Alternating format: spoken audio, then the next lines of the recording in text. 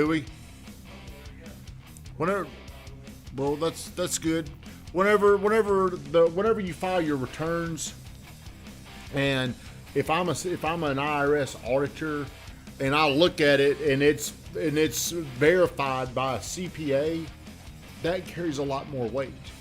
They're a little bit more expensive, but the reason why you should do it is because of what it might cost you if you don't use one. Yeah, so what we went through, hey, what Van went through, when was that, Van? That was the end of last year. How long did it last? Felt like years. It was, we went through this audit that it drug on and on and on, and they said I owed $140,000 more than I actually paid. It was ridiculous what they were saying. So I finally settled and I gave in. Guess how much I paid them? How much? $1,400 just to get them to stop.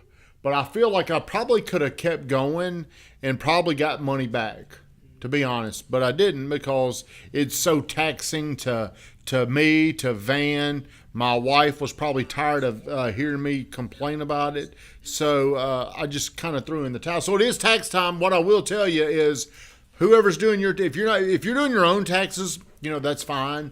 But if you're an auditor and you're looking through these tax returns and it's a TurboTax or doing it yourself or just some bookkeeper, just understand who's approving the information compared to a CPA.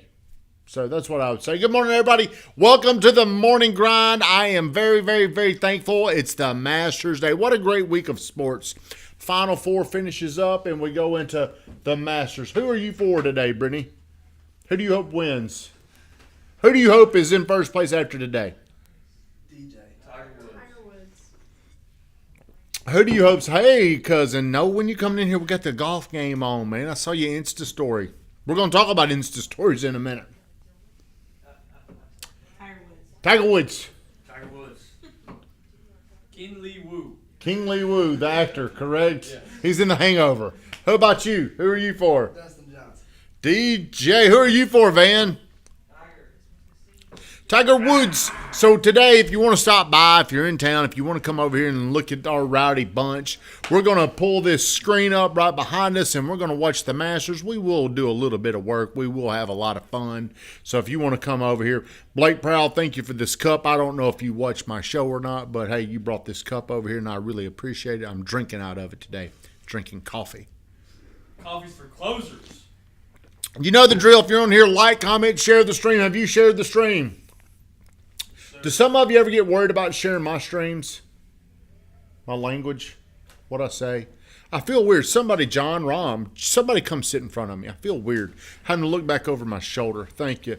Cameron Smith is my pick. Who? That was that guy we were looking at.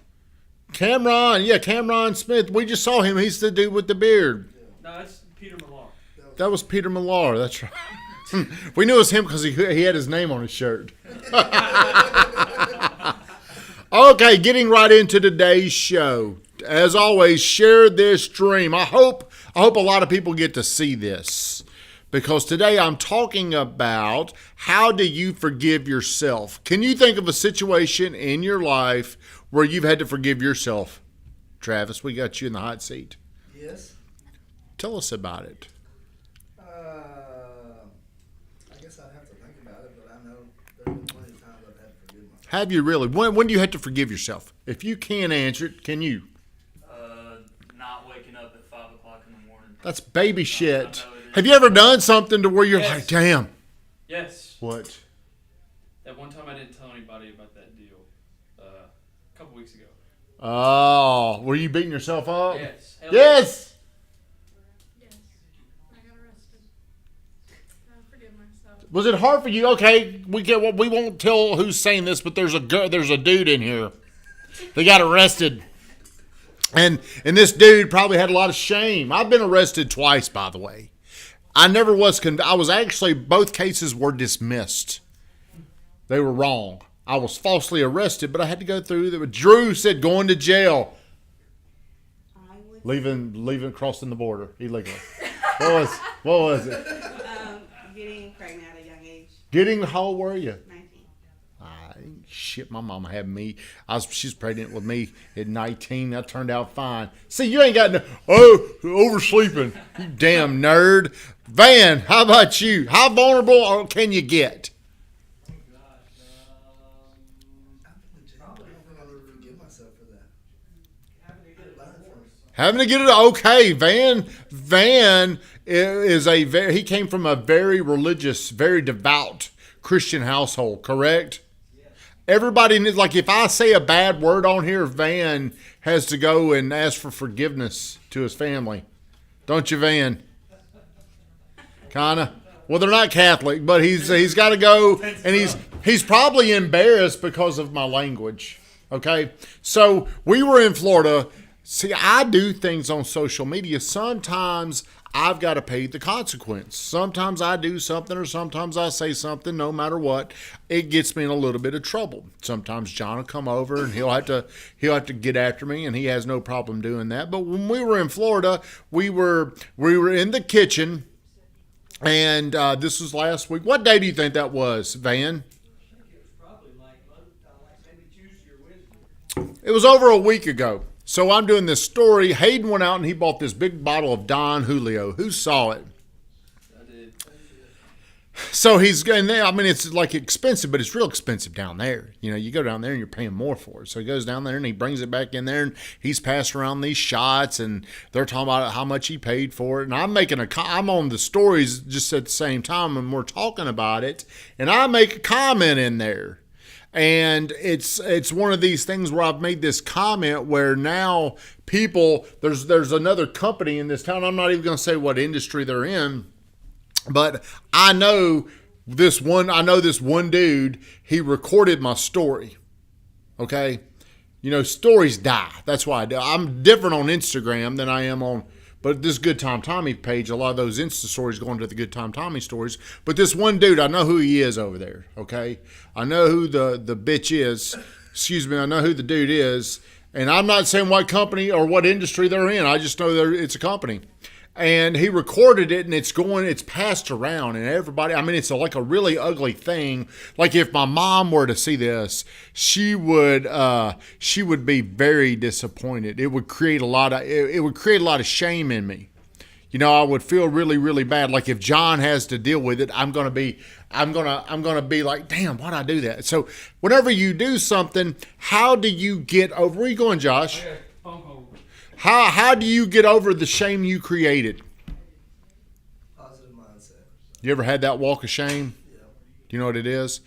One night stand, sneaking out of that house the next day. Do y'all know what I'm talking about? Or sneaking in, the walk of shame. But we do these things and then we beat ourselves up. If you ever do something and you're hard on yourself, let me know in the comment. Don't tell me what you did or what you do. Just say, man, I beat myself up. Because I'm going to give you a little hack how you overcome these things. Say what? What Julia said. Recording someone's story. Hey, that's crazy. Yeah, they did it. That's the only way they got it. And the person that did this, other people know I have beat myself up. I always do it. Van, are you always hard on yourself? I have PPD. What does that mean? We're about to find out, I guess. Yeah, is that what that post-party depression? Larima. See, okay. If you want to get better at not beating yourself up, the fastest way to get over it is whenever it happens, what causes the shame is you're disagreeing with it. You're not taking responsibility for it. You're trying to produce a thought, a way where you didn't do anything wrong. And it's like the forces meet. And when they meet like this, they rub and they create this friction, and the thought never goes away. There is no arguing agreement. Do you understand that? There is no arguing agreement. What I'm telling you to do is whenever you screw up, whenever you say, hey, I didn't pay for it, you motherfuckers paid for it, I got to accept I said that. That's what I said, and that's a code we got around here. Like, no money I have is my money. The money you have is not your money. It's not your money either. It's not your money. Do you understand that? Every money, every piece of dollar, every dollar bill, every crypto or whatever you got it from somewhere else. Who's got your money? If you're typing comments, who has your money right now? So I said this, and it gives people a lot to talk about. But I can't resist. I can't protest what I said and try to make sense of it, because then what happens, I just sit there and I create this friction, and it just gets worse and worse and worse, and I just keep beating myself up because I have not accepted it. Acceptance is the fastest way to get over something. So all of you people that are saying, I beat myself up, let me ask you this. How many of you accept it immediately? Van? I get to that point, but sometimes it takes me a while. Oh, online shopping has my money. And everybody in the world has your money. That's what we say around here. It's not like people are saying, I'm saying that to my clients. That's not what I'm saying. I'm saying that everybody that's watching this, if you're watching this, you've got my money. If you're exposed to me, you've got my money. Van, so you're telling me eventually you get to the process of where you accept it. Yes. How long does it take? It just depends on what it was. I just finally have to say, look, it's over, behind you, you can't change it. That ain't accepting it, though. How can you take personal responsibility for it? See, I can always, there's a deal that we had here. There was some miscommunication. It didn't look like I was involved in it, but I was involved in it. I was involved in it before anybody else got involved with it. I traced it back, and I'm like, look, this is my fault. The faster you can find the reason why you caused something and you accept it is the faster you will get over it. But too often, well, you did this or you did that. And what you're doing is you're building up this case for resistance. The more you resist, the more shame you will feel. Does that make sense to you? Sure does. I ask you, who's not here? Julia's not here. Whose fault is that? My fault. I have trained you guys to always take personal responsibility. Always take personal responsibility. So what I said last week down there, I said it. I ought to blame Hayden. Hayden said it. You know why I can't blame it on him? There's proof. Damn it, Hayden. I said it. But what I'm saying is I can't argue that. No matter how I try to, the more I justify it, the more it's going to make me feel shame. And the more angry it's going to make me. So whenever you're really in a fight in your relationships, this is a great tool, is to look at, well, instead of blaming you for what you did, look at what you could have done. Take personal responsibility is the cure to shame. And then just accept it. If you will practice this, what you'll do is you'll feel an immediate release. And it actually makes you feel more powerful. It actually makes you feel more confident.